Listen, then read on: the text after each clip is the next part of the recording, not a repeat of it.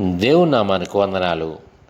Doctor తెరెస్సా Paul గారు వ్రాసిన శాశ్వత సత్యము పుస్తకము నుండి మీరు వింటూ ఉన్నారు 13వ ఉపమానం. బుద్ధి కలిగిన మరియు బుద్ధి లేని కన్యకల ఉపమానము. మత్తయి సువార్త 25వ అధ్యాయం. పరలోక రాజ్యము తమ దివిటీలు పట్టుకొని పెండ్లి కుమారుని ఎదుర్కొనుటకు బయలుదేరిన 10 మంది కన్యకలను పోలియున్నది. వీరిలో 5 బుద్ధి లేనివారు, 5 బుద్ధి కలవారు. బుద్ధి లేనివారు తమ దివిటీలు పట్టుకొని తమతో కూడా నూనె తీసుకుని పోలేదు. బుద్ధి గలవారు తమ దివిటీలతో కూడా సిద్ధులలో నూనె తీసుకుని పోయిరి.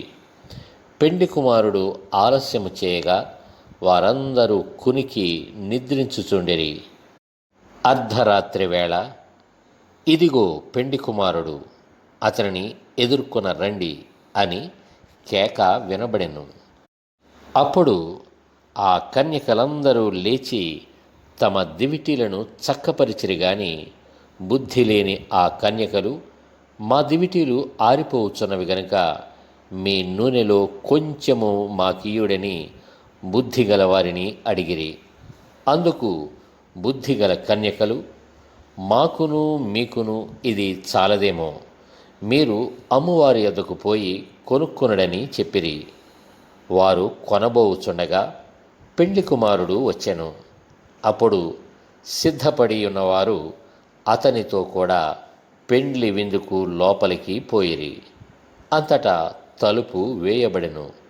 ఆ తరువాత తక్కిన కన్యకలు వచ్చి, అయ్యా అయ్యా, మాకు తలుపు తీయుము అని అడుగగా అతడు, మిమ్ము నెరుగనని మీతో నిశ్చయముగా చెప్పుచున్నాను అనెను.